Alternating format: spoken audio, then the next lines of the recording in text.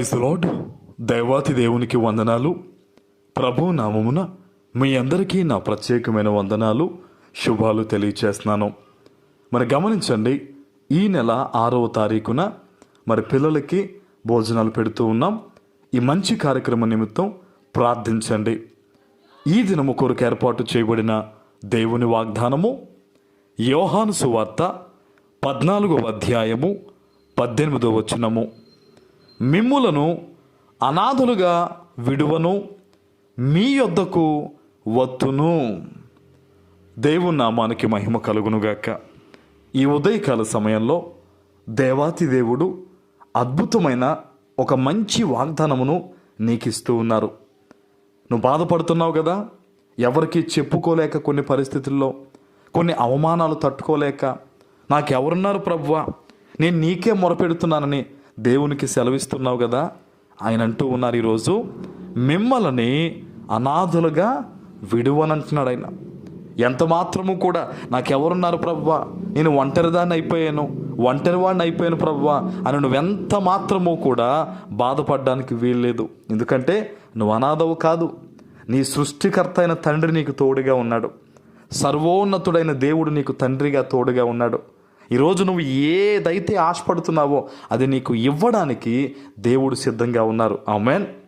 దేవుని సన్నిధిలో ఎప్పుడూ కూడా నీ విశ్వాసాన్ని దయచేసి తగ్గిపోనివ్వద్దు. దేవుడు నీకు వాగ్దానం ఇస్తూ ఉన్నప్పుడు ఆ యొక్క విశ్వాసాన్ని ఇంకా పెంపొందించుకో. దేవుడు నీ యొక్క కన్నీరు చూచారు కనుకనే ఆయన అంటూ ఉన్నారు, మిమ్మల్ని నేను అనాథగా విడువను, మీ వద్దకు వస్తానని చెప్పేసి ఆయన మాటిస్తూ ఉన్నాడు.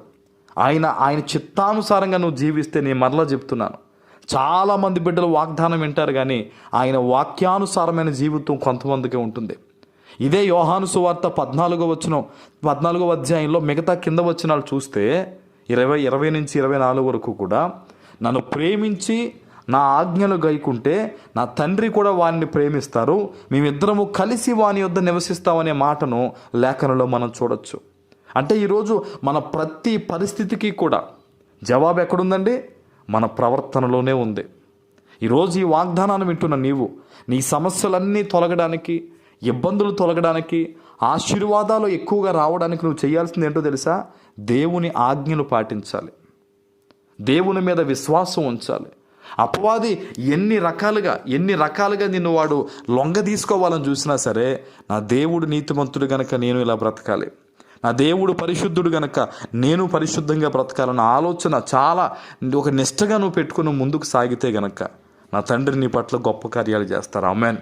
ఈరోజు దేవుడు సెలవిస్తున్నాడు, ఆయన నేను మిమ్మల్ని అనాథలుగా వదలను, నేను మీ వద్దకు వస్తాను, మిమ్మల్ని ఆశీర్వదిస్తానని ప్రభు చెప్తూ ఉన్నాడు. పరిశుద్ధాత్మ దేవుడు నీతోనే ఉన్నాడు. ఈ దినము పరిశుద్ధాత్మ దేవుడు నీతోనే ఉండి ఈరోజు నీతో మాట్లాడుతున్నాడు. ఈ మాట ద్వారా నువ్వెంత మాత్రమో భయపడడానికి వీల్లేదు, ఎంత మాత్రమో వెనకడుగు వేయడానికి వీల్లేదు. ప్రభు నీకు ఆలోచన చెప్తాడు. ఈ దినము ఆయన నీకు గొప్ప ఆలోచన చెప్పి, నీకు తెలివితేటలు దయచేసి, సొలొమోను గారికి ఇచ్చిన జ్ఞానము నీకు నువ్వు దయచేసి, దేవుడు నేను గొప్పగా దగ్గరుండి ఆయన నడిపిస్తాడు. ఆయన ఆమేన్. ఏ విషయంలో కూడా నువ్వు భయపడొద్దు, ధైర్యంగా ఉండి ఈరోజు ఇదిగో నా తండ్రి నా దగ్గరికి వస్తూ ఉన్నారు, పరిశుద్ధాత్మ దేవుడు నాతోనే ఉన్నాడు.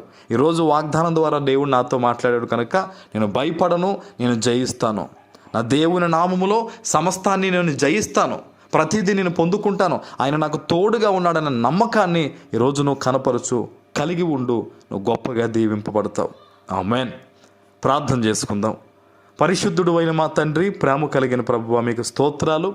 ఈ ఉదయకాల సమయంలో మీరు ఇచ్చిన ఈ వాగ్దానము ప్రతి బిడ్డ జీవితంలో నెరవేర్చి స్థిరపరచమని యేసు నామమున ప్రార్థిస్తున్నాను తండ్రి.